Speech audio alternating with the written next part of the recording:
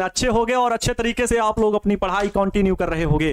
जैसा कि आप सभी को पता है कि हम पढ़ा रहे थे आपको फिजिक्स में चैप्टर नंबर 2 जिसका नाम है स्थिर विद्युत विभव तथा धारिता, इलेक्ट्रोस्टैटिक पोटेंशियल एंड कैपेसिटेंस में। प्यारे बच्चों, आज है लेक्चर नंबर 15 जिसमें हम न्यूमेरिकल प्रॉब्लम के बारे में भी डिस्कस करेंगे। वो न्यूमेरिकल प्रॉब्लम जो आपको डेली डीपीपी में मिलते थे, और वो क्वेश्चंस बहुत सारे बच्चों के मन में डाउट बन बन करके ना बहुत बड़े लग रहे हैं कि सर क्या क्वेश्चंस हमसे नहीं बन पाएंगे।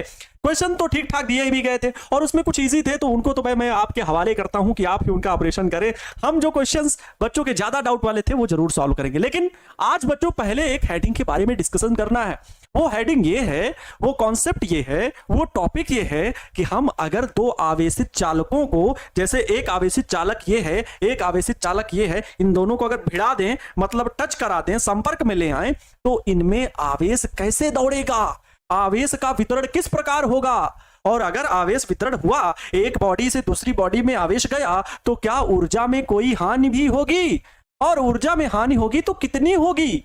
दूसरी चीज, अगर आवेश गया तो क्या, जैसे दो चालक, एक चालक ये है, एक चालक ये है, दोनों को जोड़ दिए तो क्या विभव समान हो जाएगा। तो इसका जवाब है हाँ, और इन्हीं चीजों को आज के लेक्चर में पढ़ना है। तो मेरे दोस्त, मेरे साथियों, मेरे छापो सुल्तान, कॉपी और पेन लेकर के बैठ जाइए और जो भी कॉन्सेप्ट बताए ना उसको अपनी कॉपी पर नोट डाउन करते हुए चलना। तो आज की क्लास बहुत ही मजेदार रहने वाली है। मैं देख पा रहा हूं एक लोग कॉपी के पन्ने पलट रहे हैं, तुम्ही से बोल रहा हूं, अब दांत मत निकालो, जल्दी से पेन और कॉपी लेकर के पहले से बैठा करो। ये पहले नहीं होना चाहिए, इसीलिए 2-3 मिनट में लेट हो जाता हुआ ना। खैर कोई नहीं, आज की क्लास अच्छी रहने वाली है। Wish you all the best आज की क्लास के लिए। नमस्ते, नमस्कार, आभार, अभिनंदन आप सभी प्यारे मित्रों का, मेरे दोस्तों का। क्लास को आगे बढ़ाएं, ठीक है। Good evening my dear all. बच्चों, हम लोगों ने कल जो पढ़ा था वो पढ़े थे क्या, वान डे ग्राफ जनित्र, वान डे ग्राफ जनरेटर। और बड़ा मजा आया था। सर क्या चीज बताई थी आपने कि अगर बाल को स्ट्रेट करना हो तो किसी पार्लर में जाने की जरूरत नहीं है, बल्कि वान डे ग्राफ जनरेटर को ऐसे टच करो, जम जम जम जम, एकदम बाल खड़े हो जाएंगे, बाल स्ट्रेट हो जाएंगे। इतना खूबसूरत यंत्र फिजिक्स ने दिया है, फिर भी लोग पार्लर जाते हैं, है ना। तो बच्चों वो चीज मैंने कल बताई थी। और एक बहुत ही शानदार चीज, क्या यही तो होता है कि आपको टीचर की हेल्प लेनी पड़ती है।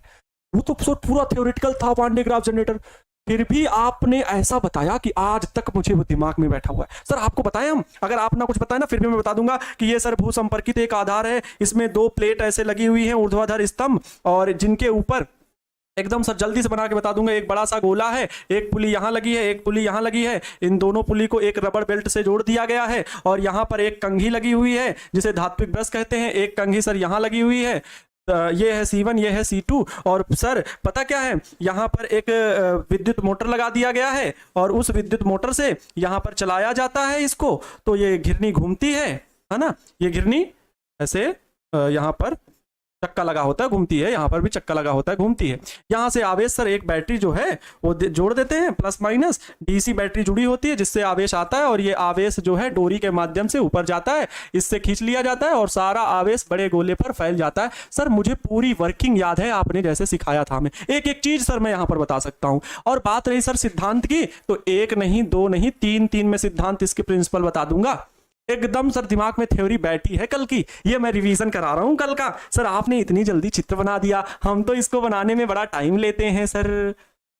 कल मैंने बता दिया था इसको अच्छे से, है ना, और इसके तीनों कॉन्सेप्ट आप अच्छे से बता दोगे। सबसे पहले ये, किसी चालक को, खोखले चालक को, खोखले गोलीय चालक को दिया गया आवेश उसके पृष्ठ पर फैलता है, बोलो हाँ, पृष्ठ पर फैल जाता है। क्या ये शब्द याद है? मैंने कहा था चित्र जिसको याद है, एक point to be noted my dear student, छापू सुल्तान प्लीज इसे याद करो, छापू सुल्तान, पॉइंट टू बी नोटेड। क्या? जिसको चित्र याद है, जिसको चित्र याद है, चित्र याद रहेगा, बनाना सीख लेगा, बनाना सीख लेगा, उसे सब कुछ, उसे यह उत्तर, उसे यह टॉपिक पूरा याद रहेगा, यह टॉपिक पूरा याद रहेगा। कौन कौन से? मैंने कहा था प्रिंसिपल भी याद रहेगा, चित्र देख के बता दोगे। दूसरा प्रिंसिपल कहां पर छिपा हुआ है? पहला प्रिंसिपल ये रहा, दूसरा प्रिंसिपल ये बता दो क्या कि दूसरा प्रिंसिपल यहां पर, ये वाला, इस छोटे गोले पर बना लो कि दो संकेंद्रीय आवेशित गोले रखे हों, तो बड़े गोले पर कितना ही आवेश क्यों ना हो, बहुत सारा आवेश, ये देखो बहुत सारा आवेश बड़े गोले पर फैला हुआ है, तो बड़े गोले पर कितना भी आवेश क्यों ना हो, लेकिन छोटा गोला हमेशा उच्च विभव पर होगा। ये बात याद रखना, छोटू गोला उच्च विभव पर होता है, उच्च विभव पर होता है। कॉन्सेप्ट याद में आया। तीसरा कॉन्सेप्ट मैंने बताया था, तीसरा प्रिंसिपल क्या है वान डे ग्राफ जनरेटर का, कि हमेशा आवेश का किसी भी चालक से, ये चालक लगी हुई धात्विक ब्रश जो है ये चालक हैं, तो किसी भी चालक से आवेश का विद्युत विसर्जन उसके नुकीले सिरों से होता है। वायु में विद्युत विसर्जन नुकीले सिरों से होता है, नुकीले सिरों से होता है। समझ गए महापुरुष एवं सभी भवानी? आप लोग एक एक कॉन्सेप्ट को क्या सीख लिए। अगर प्रिंसिपल याद रहेगा तो चित्र को लिखने के बाद जब सिद्धांत लिखोगे, मेरे बच्चे लोग, अगर आपने चित्र बनाया, सिद्धांत लिखा, प्लस इसकी संरचना, यही तो है कंस्ट्रक्शन, ये है कंस्ट्रक्शन। संरचना किसको नहीं याद है सर? इसमें एक भूसंपर्कित आधार होता है जिसके ऊपर 2 विद्युत रोधी स्टैंड लगे होते हैं और उन्हीं पर एक बड़ा गोला रख दिया जाता है, इसमें 2 पुली P1 व P2 लगी होती हैं जिनको एक रबड़ बेल्ट की सहायता से जोड़ दिया जाता है, बहुत सारे कॉन्सेप्ट हैं जो कि मैंने रिवीजन के लिए भाई बता दिए थे, याद रहेगा।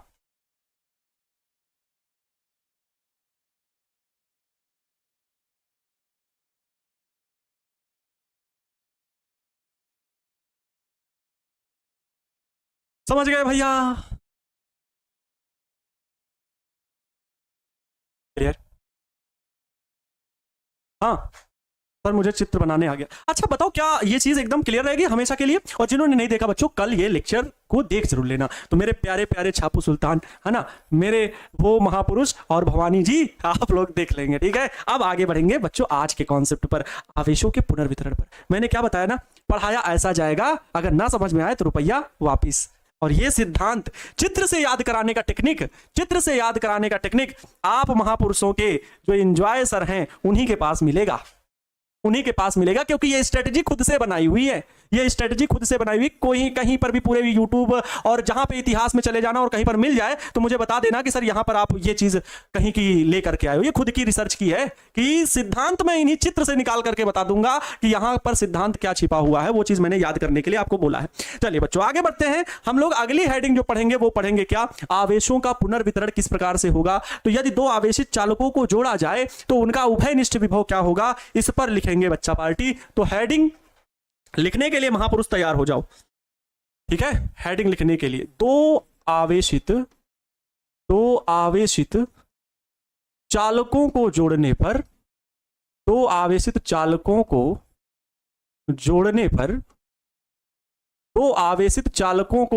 पर उभयनिष्ठ विभव क्या होगा, यह बताना है।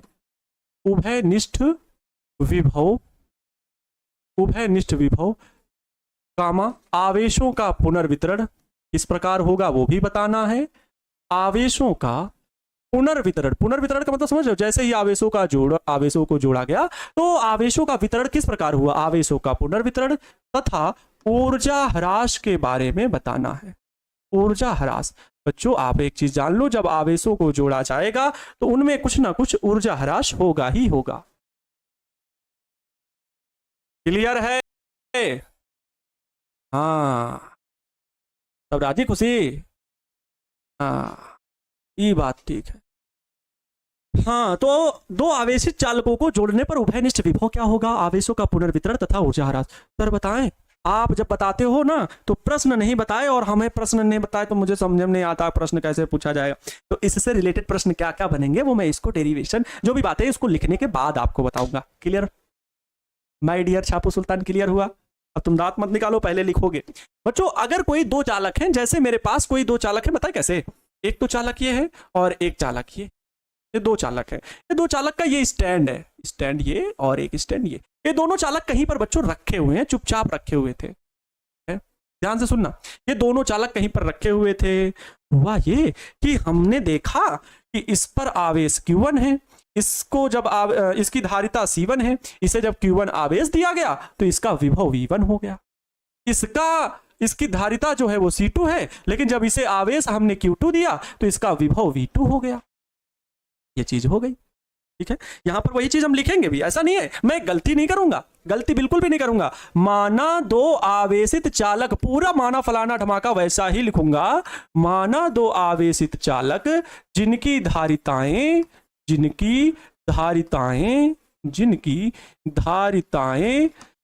क्रमशः C1 व C2 हैं, जिन्हें Q1 व Q2 आवेश देने पर, Q1 व Q2 आवेश देने पर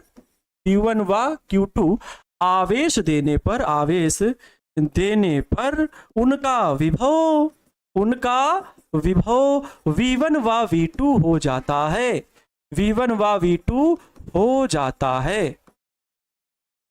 बिल्कुल सही बात है। अरे कोई दो चालक है हमारे पास जिनकी धारिता किसी की C1 है, किसी की C2 है। देखो ये बड़ा दिख रहा है, ये छोटा दिख रहा है ना, ये बड़ा दिख रहा है, ये छोटा दिख रहा है। क्या प्लीज सर बताओ सर, चैप्टर कब खत्म होगा? सिंह दुर्गेश जी ये क्या पूछ रहे हैं भैया? सूरज कुमार सर, आपका मोबाइल नंबर मिलेगा क्या? अच्छा, शादी होगा तो हम आपके घर आएंगे। Satyam Kumar sir, new batch खरीदा हूँ सर, टाइम टेबल बोलिए। हाँ, Chandan Kumar, good evening sir. ऐसा जी, प्लीज सर। चंपा कुमारी जी बटन सर, बिहार बोर्ड में न्यूमेरिकल पूछता है क्या? सोनू कुमार जी पूछ रहे हैं, बिल्कुल पूछता है, थोड़ा बहुत पूछता है, ज़्यादा नहीं सर। राधे राधे सर, बड़ा लिखिए, इतना छोटा लिखें भाई, ठीक तो है यार, अच्छा दिख रहा होगा। थोड़ा सा मोबाइल को स्क्रीन लैंडस्केप मोड पे देखिए ना, परवाह मत करो जमाने की, तो आदत है सर। इंग्लिश मीडियम का बैच आएगा, वो स्पेशली CBSE के लिए होगा या बिहार बोर्ड के लिए? भैया उसमें CBSE बोर्ड और UP बोर्ड, इसके लिए अभी आपको बताया जाएगा, कंफर्मेशन दी जाएगी, ठीक है। हाँ सर, एप्लीकेशन हाँ थोड़ा सा प्रॉब्लम चलती रहती है सर। आप बहुत अच्छे लग रहे हैं अजीत कुमार जी। रानी जी सर, गुड इवनिंग है कि भाई, देखो बहुत देर से कमेंट पढ़ रहे हैं, ये गलत बात है सर। आवाज कम आ रही है, ऐसे कैसे आ रही है कम? हाँ, ऐसे कैसे कम आ रही है? अब पढ़ाइए। हाँ, पढ़ाएंगे हम, नहीं देखेंगे इधर उधर। उनका विभव V1 V2 हो जाता है। मैंने क्या कहा, एक चालक छोटा, एक चालक बड़ा है, इनकी धारिताएं अलग अलग होंगी, एक की C1 एक की C2 है, पता नहीं किसकी कौन सी धारिता है ना। तो बच्चों हुआ ये कि अगर हम इनको जोड़ दें, अरे सर अब ये क्या गुनाह करना चाह रहे हैं? हम ये कह रहे हैं किसी तार से इनको हमने जोड़ दिया। अब बताओ, जैसे ही जोड़ा ना, आवेश कहा भाई, जिस पे कम आवेश होगा मैं दौड़ करके जाऊंगा, इससे दौड़ के उसमें जाने लगा, या फिर उससे इसमें आने लगा, किसी में भी जिसमें आवेश, जिसकी जितनी धारिता होगी उसमें दौड़ने लगा।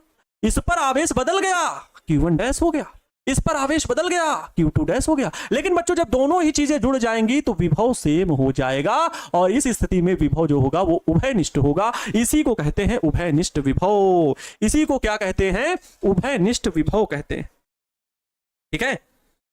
समझ में आ गया? क्लियर है? तो यहां पर चित्रानुसार देखने पर हम इसको परिभाषित कर सकते हैं उभयनिष्ठ विभव को, ठीक है।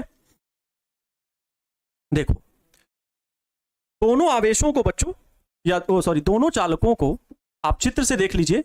दोनों चालकों को जोड़ा गया है ना, तो दोनों चालकों को चित्रानुसार जोड़ने पर क्या हुआ? दोनों चालकों को चित्रानुसार जोड़ने पर आवेश दौड़ने भागने लगा। मतलब आवेश का क्या हुआ? पुनः इधर गया उधर गया, पुनः वितरण हुआ। तो जोड़ने पर आवेशों का पुनर्वितरण तब तक होता है, आवेशों का पुनर्वितरण तब तक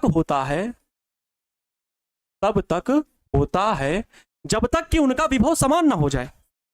जब तक कि चालकों का विभव समान ना हो जाए, चालकों का विभव समान ना हो जाए। इसे क्या कहते हैं बच्चों? जब समान हो जाता है, इसे ही उभयनिष्ठ विभव कहते हैं। इसे क्या कहते हैं मेरे लाल? उभयनिष्ठ विभव कहते हैं। इसे क्या कहते हैं छापू सुल्तान? इसे उभयनिष्ठ विभव कहते हैं, ठीक है। बोलो कितना आसान है सर? बिल्कुल समझ गए सर। दो चालक हैं जिनमें अलग अलग आवेश था, लेकिन जैसे ही हमने जोड़ा ना तो आवेश समान हो गया दोनों में। तो उससे आवेश समान नहीं बोलेंगे, आवेश समान नहीं, विभव समान हुआ। और आवेश तो उनकी धारिता के अनुपात में है कि कैसे, अभी समझ में आ जाएगा। अगर बच्चों में उभयनिष्ठ आवेश का सूत्र निकालू ना, उभयनिष्ठ आवेश बराबर क्या होगा? उभयनिष्ठ, उभयनिष्ठ आवेश, उभयनिष्ठ आवेश बराबर क्या होगा? उभयनिष्ठ आवेश जो होता है बच्चों, जिसे हम V बोले, तो V बराबर, अच्छा आप लोगों को धारिता के पदों में पता है V बराबर Q अपान में C होगा, क्योंकि Q बराबर CV होता है। तो उभयनिष्ठ विभव V बराबर जो होगा वो होगा कुल आवेश बटे धारिता, कुल आवेश बटे दोनों चालकों की कुल धारिता। यही प्यारे बच्चों क्या होगा?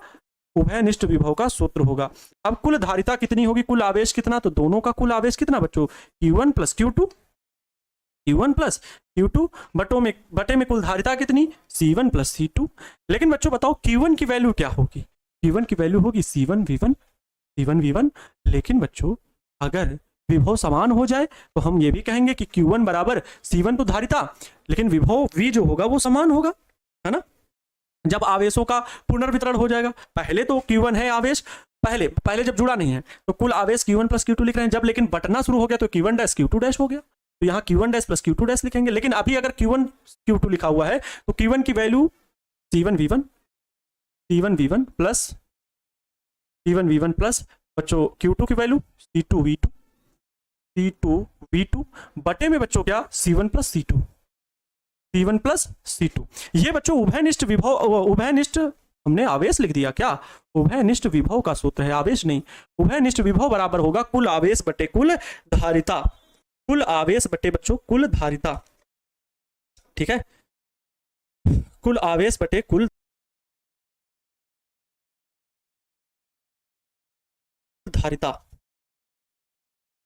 क्लियर है?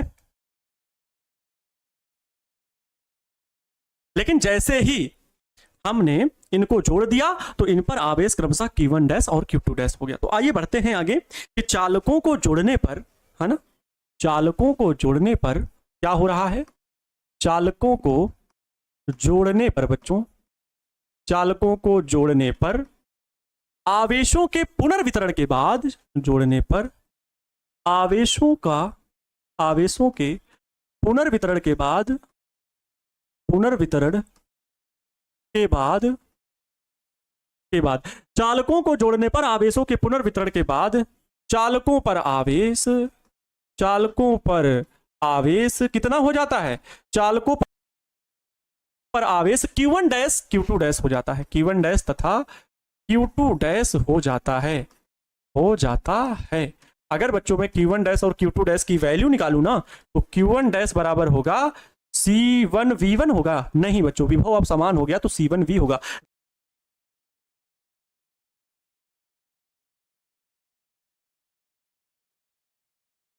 धारिता नहीं बदलेगी, धारिता तो गुण है ना चालक का, जो धारिता पहले है वही धारिता बाद में रहेगी।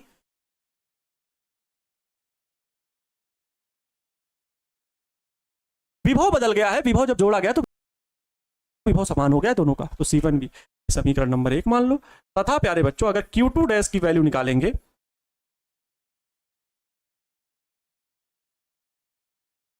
तो Q2 डैश बराबर होगा C2V समीकरण 2 न मान लो। समीकरण 1 को समीकरण 2 से भाग दे दो जरा। समीकरण 1 को 2 से भाग देने पर, 2 से भाग देने पर, समीकरण 1 को 2 से भाग देने पर तो बच्चों Q1 डैश बटे Q2 डैश बराबर क्या मिलेगा?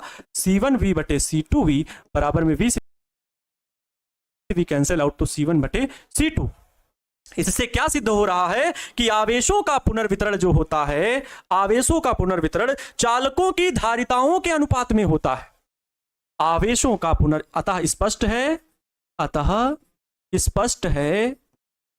है कि चालकों में आवेशों का पुनर्वितरण उनकी धारिताओं के अनुपात में होता है। पुनर्वितरण उनकी धारिताओं के अनुपात में होता है। बहुत बड़ा पॉइंट है, उनकी धारिताओं के अनुपात में होता है, उनकी धारिताओं के अनुपात में होता है, अनुपात में होता है। बच्चों यही है क्या? चालकों में आवेश का पुनर्वितरण। जो आपने अभी यहां पर पढ़ा है ये नोट पॉइंट अलग हो गया, ये एक नोट पॉइंट अलग हो गया कि चालकों को जोड़ने पर आवेशों का पुनर्वितरण चित्रानुसार आप दिखाओगे Q1 डैश Q2 डैश हो जाता है, जो कि यहां पर ये चित्र बना के बताओगे। यहां से जो आप पढ़ रहे हो दोनों चालकों ये तो भाई दोनों के लिए कॉमन बात है कि दो चालक हैं जिनकी धारिता C1 C2 है, Q1 आवेश देने पर V1 विभव होता है, Q2 आवेश देने पर V2 विभव होता है, तो ये तो कॉमन है। लेकिन ये पॉइंट जो है पहला पॉइंट जो है आपका, ये उभयनिष्ठ विभव वाला है, उभयनिष्ठ विभव के बारे में बताता है ना। आप जब वहां पे लिख रहे हैं तो ठीक नहीं है, उभयनिष्ठ विभव समझ जाना, उभयनिष्ठ विभव के बारे में। और ये इतना है, यहां तक लिखना है, ये यहां तक पॉइंट, ठीक है। जब नेक्स्ट पॉइंट में ये जो नोट पॉइंट है, ये नोट पॉइंट किसके लिए है? आवेशों के पुनर्वितरण के लिए है। आवेशों का पुनर्वितरण किस प्रकार होता है, उस हेडिंग का ये जवाब है, पुनर्वितरण, ठीक है। क्योंकि यहां हेडिंग में देखिए, पहला है उभयनिष्ठ विभव, दो आवेशित चालकों को जोड़ने पर उभयनिष्ठ विभव, आवेशों का पुनर्वितरण, और फिर इसके बाद है बच्चों ऊर्जा ह्रास। तो हमने दो चीजें पढ़ ली, उभयनिष्ठ विभव पढ़ लिया जो कि आपके सामने ये रहा, ये उभयनिष्ठ विभव है, और आगे हमने पढ़ लिया ये क्या, आवेशों का पुनर्वितरण, आवेशों का पुनर्वितरण। सर क्वालिटी कम नहीं हो रहा है, क्या बात करते हैं, क्वालिटी देख लीजिए कैसे बढ़ेगा घटेगा, ऑप्शन में होगा बच्चा पार्टी, तुम लोग ना, ठीक है। सर वन शॉट नहीं होगा क्या? वन शॉट होगा भाई, चैप्टर 1 का वन शॉट लेके आएंगे, चैप्टर 2 का वन शॉट लेके आएंगे, इसलिए थोड़ा सा मैंने चैप्टर 1 का अभी तक वन शॉट नहीं लिया है, क्योंकि बहुत सारे बच्चे एडमिशन ले रहे हैं और मैं नहीं चाहता कि किसी का बैकलॉग इतना लग जाए कि फिर मैं वन शॉट पहले ले लूं, फिर कुछ दिन बाद कोई कहे कि भैया सर वन शॉट ले लीजिए प्लीज। मैं मानता हूं कि जो पहले आया उसको तो पहले मिलना चाहिए, तो वो पहले वाले जुड़ करके पढ़ाई कर रहे हैं, ठीक है।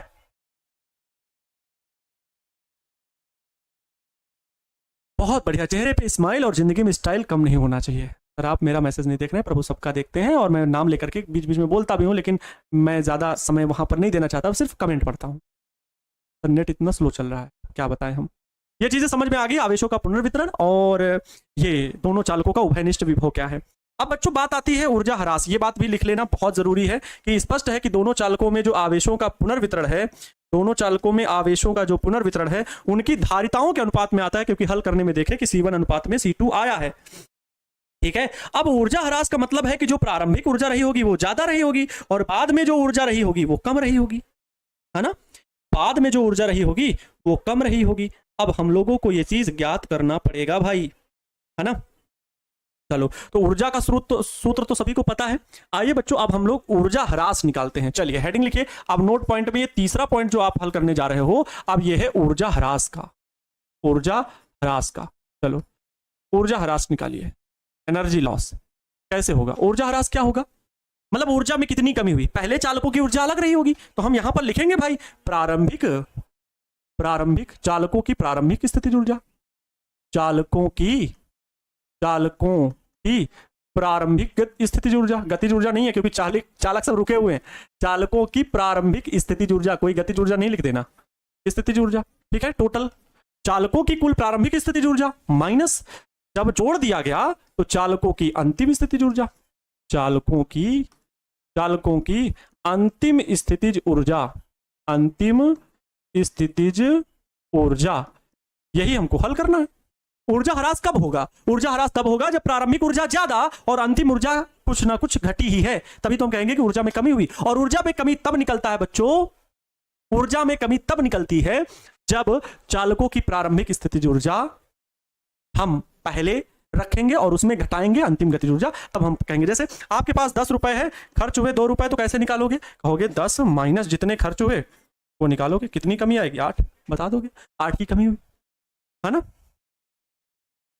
सॉरी, अरे क्या बोल गए, 10 रुपए हैं आपके पास, ठीक है, प्रारंभिक स्थिति ऊर्जा इतनी, मतलब प्रारंभ में आपके पास 10 रुपए हैं, और बाद में अब आपके पास बचे कितने, 6 रुपए बचे, 6 रुपए बचे हैं, ये बचे हुए अंतिम स्थिति ऊर्जा मतलब बचे हुए रुपए। तो कैसे, कितने खर्च हुए, ऊर्जा में कितनी कमी हुई, कैसे निकलेगा, 10 माइनस 6 बराबर 4 ऐसे निकलेगा। तो वही काम बच्चों हम यहां पर कर रहे हैं। अब स्थिति ऊर्जा, चलो ऊर्जा ह्रास निकालो। ऊर्जा ह्रास का मतलब बच्चों डेल्टा यू की वैल्यू निकालनी है, डेल्टा यू की वैल्यू निकालनी है। डेल्टा यू बराबर क्या होगा आप ही बताओ। चालकों की प्रारंभिक स्थितिज ऊर्जा, चालकों की प्रारंभिक स्थितिज ऊर्जा हम ये कहेंगे U1 plus U2, U1 plus U2 minus में बच्चों चालकों की अंतिम स्थितिज ऊर्जा। तो जब चालकों को जोड़ दिया गया पुनर्वितरण के बाद स्थितिज ऊर्जा U1 dash plus U2 dash.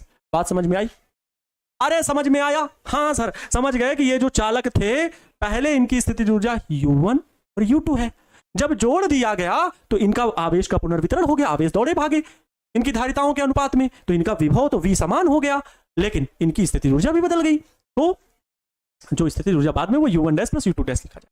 दो चालक है ना, तो दोनों चालकों की कुल अंतिम स्थिति ऊर्जा, दोनों चालकों की कुल प्रारंभिक स्थिति ऊर्जा। अब बताओ कितनी आपके आधार पर कितनी। देखो बच्चों, यहां से U1 की वैल्यू आप कहोगे sir 1/2 C1 V1 square plus U2 की वैल्यू 1/2 C2 V2 स्क्वायर। ठीक है, यही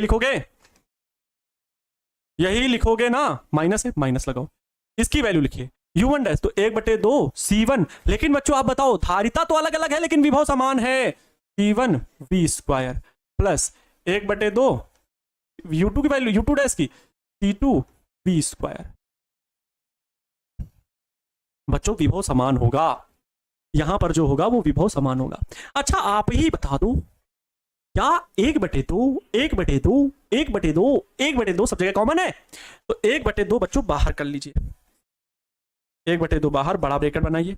यहां पर वैल्यू क्या C1, यहां पर वैल्यू मिलेगी C1 V1 square plus C2 V2 square, bracket बंद कर दो, माइनस बच्चों यहां V स्क्वायर भी दोनों जगह कॉमन है, तो V स्क्वायर कॉमन ले लो, ब्रैकेट में क्या बचेगा 1/2 तो ऑलरेडी पूरा बड़े ब्रैकेट के बाहर आ गया, सभी से 1/2 कॉमन होकर के बाहर आ गया, तो यहां पे ये बचा। और यहां पे अगर हम देख रहे हैं तो V स्क्वायर है केवल इन दो पदों में, तो उसको मैंने बाहर लिख लिया, 1/2 तो ऑलरेडी बाहर आ चुका है, केवल यहां पर बचा C1 प्लस C2, ब्रैकेट बंद, और फिर बड़ा ब्रैकेट बना दो क्योंकि बड़े ब्रैकेट के बाहर 1/2 है। अब बच्चों V की वैल्यू क्या है, यहां उभयनिष्ठ विभव V बराबर C1 V1 plus C2 V2 बटे में V बराबर बच्चों C1 V1 plus C2 V2, कुल आवेश बटे कुल धारिता मतलब C1 प्लस C2। उभयनिष्ठ विभव V बराबर मान रखने पर बच्चों V की वैल्यू, ये जो आप देख रहे हैं ये वैल्यू V की जगह रख करके हल किया जाएगा, स्क्वायर किया जाएगा, इसका स्क्वायर किया जाएगा और हल किया जाएगा, टाइम लगेगा भाई। लेकिन मैं बता दूं कि आपको एग्जाम में अगर इतनी बात आती है तो आप यहीं से ब्रेक डाउन कर सकते हो, हल करके कोई ना कोई सूत्र बनता है और बड़ा टाइम लगता है भाई। देखो जब V की वैल्यू यहां रखेंगे स्क्वायर है तो C1 प्लस C2 के एक स्क्वायर से कट जाएगा, बटे में C1 प्लस C2 रहेगा, ये इसका होल स्क्वायर खोला जाएगा A प्लस B का होल स्क्वायर, तो A square plus B square minus 2AB होगा, तो ये इससे कैंसिल आउट होंगे कुछ पद। क्या निकालें हम, क्या वैल्यू रख करके हल करें? एक बार मैं आपसे पूछना चाहता हूं, क्या बच्चों मैं वैल्यू रख करके हल करूं? क्या कहती है मेरी बच्चा पार्टी, जल्दी से बताओ, क्या मैं इसका पूरा मान निकालूं या डायरेक्ट मैं आपको उत्तर बता दूं? U का मतलब ऊर्जा होती है, U का मतलब ऊर्जा होती है देवी जी। बहुत बढ़िया, आप लोग ना अब जो है ना मतलब कुछ भी पूछने लगते हो यार, U का मतलब पूछ रहे हो, नहीं पढ़े हो इतना? हाँ यस सर। अरे तो बताना पड़ेगा है छापू सुल्तान, गजब यार, लोग ना मेरे जिगर के टुकड़े ना होते तो नहीं बताते, अब बताएंगे, लेकिन चलो बता रहे हैं बच्चों। 1/2, अब ध्यान से देखो 1/2, यहां पर वैल्यू है C1 V1 स्क्वायर। अब लेकिन ध्यान से देखो ना, राड उठा के पक्का फेंक के मारेंगे, दिमाग सही हो जाएगा एक एक का। ये वैल्यू टोटल यहां पे जैसे है वैसे लिख रहे हैं, 1 देख लो 2 बटे के बाहर है, 1/2 C1 V1 square plus C2 V2 square, bracket बंद कर दीजिए। फिर बच्चों माइनस है, माइनस लगाइए और V स्क्वायर की वैल्यू। अच्छा बच्चों रुकिए, मैं एक काम करता हूं, मैं सीधे ये वैल्यू यहां पर रखता हूं अगली स्लाइड में, नहीं तो बड़ा दिक्कत होगा। क्या है भैया ये, क्या यहां पे साउंड सिस्टम खोल रखे हो आप? ठीक है, आओ अगली स्लाइड में चलता हूं, सीधे मैं वैल्यू वहां निकालता हूं, है ना। डेल्टा U बराबर बच्चों हम लोग निकाल रहे हैं, फाइंड आउट कर रहे हैं। डेल्टा U बराबर, थोड़ा सा छोटा है लेटर, इतना भी छोटा नहीं, आप लैंडस्केप मोड में लिखेंगे तो समझ में आएगा। 1/2 ब्रैकेट बनाइए, और जो ये वैल्यू पूरी लिखी हुई है, पहले ये मैं लिख रहा हूं C1 V1 स्क्वायर, है ना, C1 V1 स्क्वायर, ठीक है, plus C2 V2 square, bracket बंद कर दीजिए। फिर बच्चों माइनस है, माइनस लगाइए, और V की वैल्यू फिर जितनी है, ये V स्क्वायर है ना, V की वैल्यू ये टोटल उसको लिख दीजिए, क्या होगा C1 V1 plus C2 V2 बटे में C1 प्लस C2, इसका क्या बच्चों होल स्क्वायर हो जाएगा, क्योंकि ये टोटल V की वैल्यू यहां पर हमने लिख दी। आगे है C1 प्लस C2, ब्रैकेट बंद कर दीजिए, बड़ा ब्रैकेट बंद कर दीजिए, ये टोटल बन गया है। अब आगे हल करना शुरू कीजिए तो कुछ ना कुछ वैल्यू में तो परिवर्तन होगा ही होगा, ऐसा नहीं है कि कुछ नहीं होगा, कुछ ना कुछ तो चेंजेस होंगे ही होंगे। 1/2 बच्चों लिखते हैं, 1/2 बड़ा ब्रैकेट बनाइए, C1V1 square plus C2V2 square, bracket बंद रखिए ऐसे, माइनस, जरा इसको देख लीजिए बच्चों, आप ही बताओ यहाँ पर बताना, ये C1 प्लस C2 की घात 1 है, यहाँ 2 है ना? क्या आप यहाँ पर, मैं थोड़ी सी चेंजेस कर रहा हूँ, यहाँ पर ये माइनस है, ये ब्रैकेट ऊपर का अलग स्क्वायर कर लीजिए और नीचे ऐसे स्क्वायर अलग बना लीजिए, इसका स्क्वायर अलग बना लीजिए। अब आप यहीं पर बताओ, ये स्क्वायर से ये पूरा कैंसिल आउट हो जाएगा, C1 प्लस C2। तो इस जगह पे जो पद बचेगा मैं सीधे वो लिख रहा हूँ, ये मिल रहा है C1V1 प्लस C2V2 का होल स्क्वायर, ठीक है। और बटे में बच्चों क्या मिल रहा है, C1 प्लस C2, केवल ये, क्योंकि स्क्वायर से 1 कट चुका है, यहाँ पर कुछ भी नहीं है, बटे में 1 मान लो, ब्रैकेट बंद कर लो, बड़ा ब्रैकेट बंद हो गया है, ठीक है, बड़ा ब्रैकेट बंद हो गया है, C1 प्लस C2 था, बड़ा ब्रैकेट बंद हुआ। डेल्टा का मतलब है अंतर निकालना है, कुछ ना कुछ, चाहे योग निकालना है चाहे अंतर निकालना है, अंतर मतलब घटाना। अब देखो आगे, ये सब चीजें पूछोगे तो उठा पटक देंगे, और तुम लोग इसीलिए पूछ ही रहे हो कि सर मेरा कमेंट पढ़ लें, हाँ, सिर्फ इसीलिए पूछ रहे हो कि सर मेरा कमेंट पढ़ लें। और कमेंट पढ़ने के लिए मैं बहुत पढ़ता हूँ, मैं बहुत कमेंट पढ़ता हूँ, उन लोगों के लिए मेरे पास बहुत बड़ा अस्त्र है, और इस शस्त्र से बता रहे हैं हम हर विद्या में निपुण हैं, ठीक है, मंत्र तंत्र अस्त्र शस्त्र ज्ञान विज्ञान भौतिक और रासायनिक हर अर्थ में परिपूर्ण है। मारते मारते एकदम दिमाग लाल कर देंगे आप लोग का। 1/2 C1V1 square plus C2V2 square, बच्चों यहां पर हम क्या लेंगे, एलसीएम लेंगे, ये इसके मल्टीप्लाई में जाएगा, है ना, क्योंकि हर का सीधे लिखते हैं। आओ 1/2 बच्चों बाहर लिखे, ठीक है, बड़ा ब्रैकेट बनाए मस्त, और ये बीच में एक बड़ी सी लाइन खींच दिए, ठीक है। आओ अब देखो इसमें लिखना शुरू करते हैं, C1 प्लस C2, ये तो आपका एलसीएम हो गया, अब ये इसके मल्टीप्लाई में जाएगा, ठीक है। तो मैं डायरेक्ट मल्टीप्लाई कर रहा हूं, गुणा कर रहा हूं, C1 का गुणा पहले इन दो में होगा, तो C1 का गुणा जब पहले इसमें हुआ तो C1 स्क्वायर हो गया, और साथ में V1 है तो V1 स्क्वायर हो गया, V1 स्क्वायर मतलब है तो ऑलरेडी। फिर C1 का गुणा बच्चों इसमें होगा, C2 वाले में, तो प्लस लग बनाओ, C1 गुणे में आया तो C1, C2 है तो C2, और V2 स्क्वायर है तो V2 स्क्वायर लिख लो, ठीक है।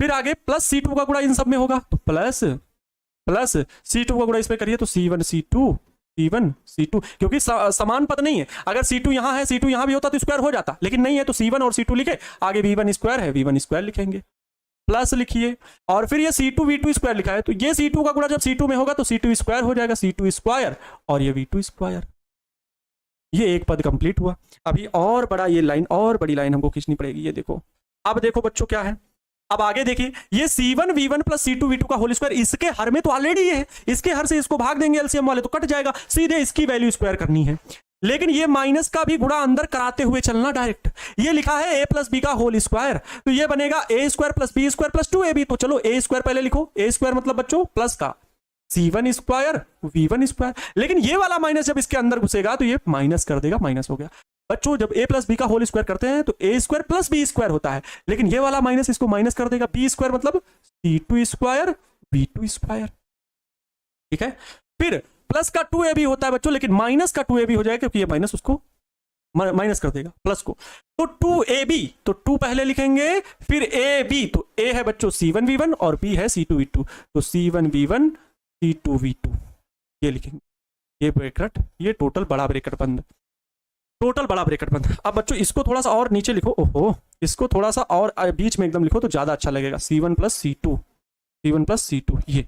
अब देखो क्या क्या कैंसिल आउट हो रहा है, जरा देखो, C1V1 स्क्वायर ये कैंसिल आउट हो गया माइनस, और देखो प्लस का C2V2 स्क्वायर माइनस का C2V2 स्क्वायर ये कैंसिल आउट हो गए, ठीक है। अच्छा देखो C1 C2 यहां भी है, C1 C2 यहां भी है ना,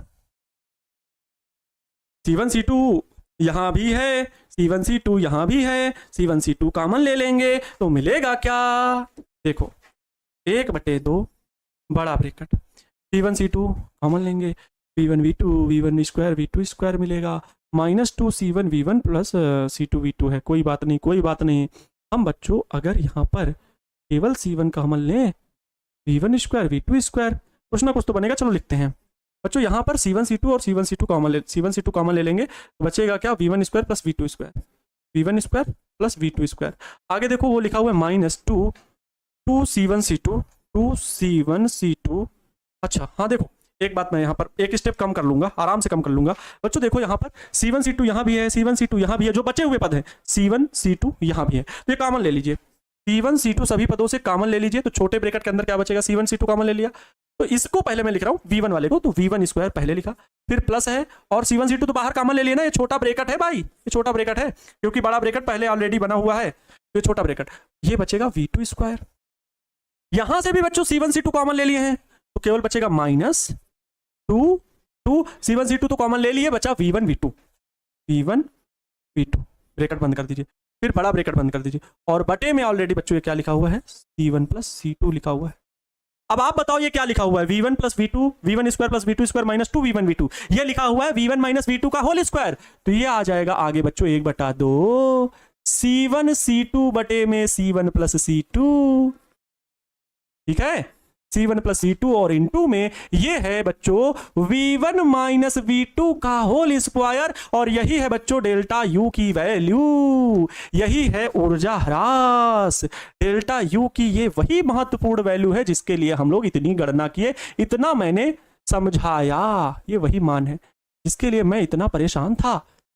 नोट कर लो, इतने जूल प्यारे बच्चों, इतने जूल ऊर्जा ह्रास होगा, इतने जूल ऊर्जा ह्रास होगा, और जान लीजिए कि यह जो ऊर्जा ह्रास होता है आवेश प्रवाह के कारण, यह ऊष्मा के रूप में होता है।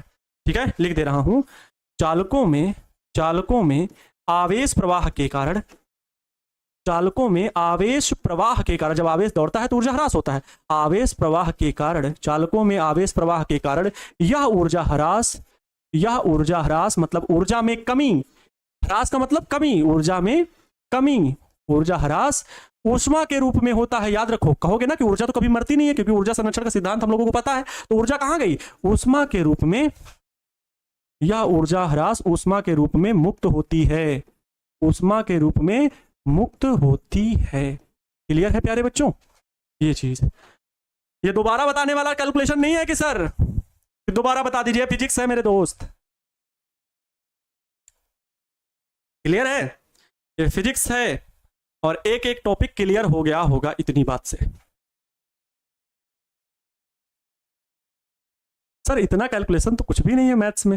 हाँ भाई कुछ भी नहीं है, कोई बात नहीं, कोई बात नहीं, मैथ वाले हीरो मत बनो, हीरो मत बनो, खोपड़ी खराब हो जाएगी, अभी बहुत सारा पढ़ना है। अभी बहुत समझ में आएगा, मिलेंगे आगे। क्लियर, ये ऊर्जा ह्रास बच्चों हो गया है। ये हम लोगों ने पहले पढ़ा, आवेशित चालकों को जोड़ने पर उभयनिष्ठ विभव। अगर प्रश्न बनता है कि दो आवेशित चालकों को जोड़ने पर उभयनिष्ठ विभव का मान बताइए, उभयनिष्ठ विभव किसे कहते हैं, संख्यात्मक रूप में व्यक्त कीजिए, ये डेरिवेशन। अगर बच्चों प्रश्न ये पूछता है कि आवेशों को, दो चालकों को जोड़ने पर आवेशों का पुनर्वितरण किस प्रकार होता है समझाइए, तो उसके लिए ये डेरिवेशन। अगर आता है कि दो आवेशित चालकों को जोड़ने पर उभयनिष्ठ विभव तथा ऊर्जा ह्रास के बारे में समझाइए, तो उभयनिष्ठ विभव भी समझाना है, और फिर ये ऊर्जा ह्रास का क्रम पूरा लिख करके आपको समझाना पड़ेगा। ये तो हलवा है, वाह बवाल कर दिया आप लोग तो। और ये भाई एकदम आसान है, मैंने बहुत स्पेशली रुक करके समझाया है, मुझे इसको बार बार रिपीट करने की जरूरत नहीं है। बच्चों न्यूमेरिकल लिखा गया था, और प्रश्न आप लोग बताइए। एक प्रश्न मैंने डीपीपी में दिया था, वो प्रश्न को हल किया जाए ना, प्रश्न को हल किया जाए, प्रश्न को हल किया जाए। मैंने एक प्रश्न डीपीपी में दिया था, तो मैं मोबाइल फोन में देख लेता हूं भाई, वो प्रश्न कौन सा था जो मैंने आप लोगों को डीपीपी में दिया था, है ना? बोलो सही है ना? क्वेश्चन हल किया जाए मेरे दोस्त, बहुत जरूरी है।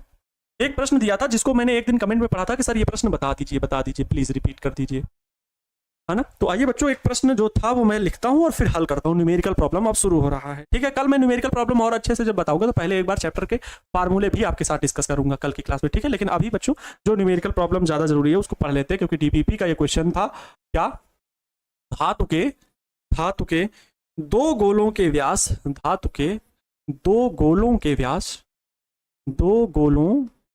व्यास, धातु के दो गोलों के व्यास 6 सेंटीमीटर तथा 4 सेंटीमीटर है। दो गोलों के व्यास 6 सेंटीमीटर तथा 4 सेंटीमीटर है, ध्यान से सुनना, 6 सेंटीमीटर तथा 4 सेंटीमीटर हैं। इन्हें समान विभव तक आवेशित किया गया है, इन्हें समान विभव तक आवेशित किया गया है, इन्हें समान विभव तक आवेशित किया, समान विभव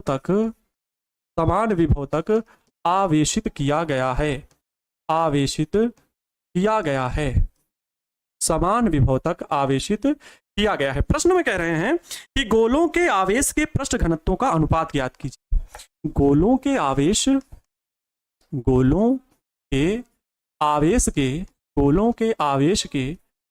के पृष्ठ घनत्वों का, गोलों के आवेश के पृष्ठ घनत्वों का अनुपात ज्ञात कीजिए, पृष्ठ घनत्वों का अनुपात ज्ञात कीजिए। बहुत बढ़िया प्रश्न है, अनुपात ज्ञात कीजिए।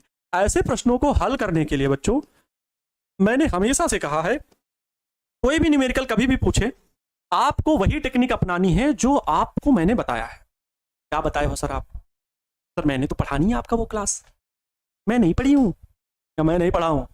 मैं नहीं पढ़ा हूँ सर, क्योंकि मैं कभी कभी आता हूँ आपकी क्लास में, इतना ढंग से थोड़ी पढ़ाते हैं आप। तो बहुत सारे बच्चे ऐसे हैं।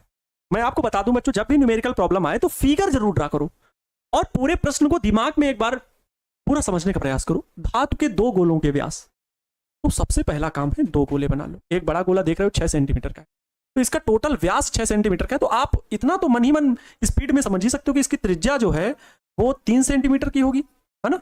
आधा हो गया भाई, 6 सेंटीमीटर का व्यास तो त्रिज्या 6 सेंटीमीटर की। इसकी त्रिज्या दो गोले हैं ना, दो गोले, तो मन ही मन बात आ गई। तो आप ये कहोगे कि इसकी त्रिज्या R1 मानेंगे। और एक छोटा गोला है जिसका व्यास 4 सेंटीमीटर है, तो अगर व्यास 4 सेंटीमीटर त्रिज्या 2 सेंटीमीटर होगी, मतलब इसकी त्रिज्या R2 मानेंगे। ये अपने आप ही आपने सिर्फ एक लाइन पढ़ करके ये चित्र ड्रा कर लिया। और जरूरी नहीं है चित्र बनाना कि सर न्यूमेरिकल में क्या चित्र बनाया जाता है एग्जाम में, नहीं बच्चों, ये सिर्फ और सिर्फ अभी प्रैक्टिस का विषय है आपकी। और जब प्रैक्टिस करते हो तो आप ऐसे फिगर बना के ड्रा करोगे तो चीजें आसान लगेंगी। अच्छा, इन्हें समान विभव तक आवेशित किया गया। अब अगर प्रश्न में ये बात बोल रहा है तो आपको बनाने में क्या जाता है? लो, समान विभव है।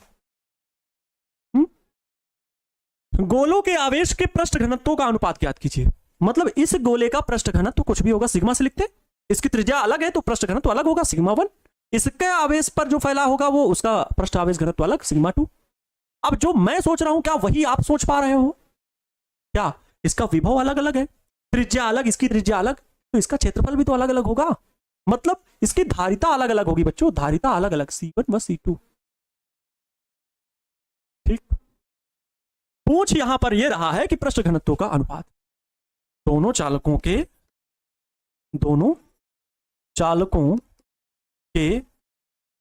आवेश के पृष्ठ घनत्वों का अनुपात, यही पूछ रहा है ना? पृष्ठ घनत्वों का अनुपात पूछ रहा है। क्या पूछ तो यही रहा है आपसे। तो आप क्या करोगे? आप सीधे सीधे कहोगे गुरुजी मैं यही करूंगा कि सिग्मा 1 बटे सिग्मा 2 लिखूंगा। कोई इससे तो अलग नहीं लिखेगा। अनुपात का मतलब सिग्मा 1 बटे सिग्मा 2।